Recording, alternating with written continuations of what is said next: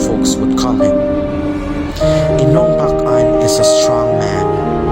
He single-handedly carries a bangka to the shore.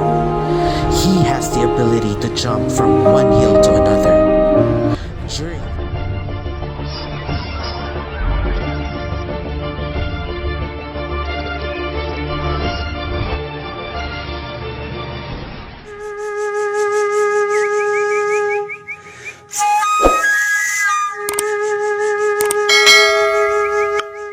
a long time ago, when Inopacan was called Canamocan, because it was said to be swarmed with mosquitoes or lamok, the Moro pirates have already began attacking the western coast of Leyte.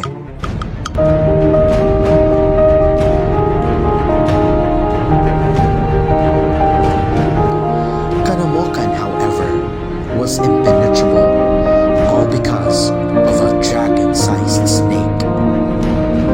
Our ancestors believed that the snake protected the inhabitants of Canamocan by capsizing the pirates' boats and destroying whoever comes near its coasts.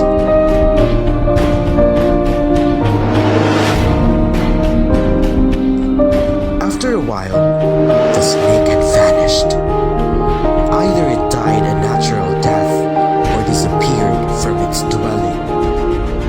However, a cave-like dwelling named Bisaya, located within the shores of Barangay Tinago, exists until today.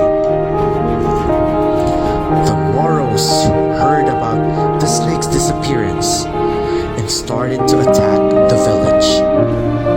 But then again, they were suppressed by another defender, a man named Inong. Inong was believed to possess an amulet which gave him the strength to combat hundreds of Moro warriors. Inong Pak-An, or Winged Inong, that's what the town folks would call him. Inong Pak-An is a strong man. He single-handedly carries a bangka to the shore. He has the ability to jump from one hill to another.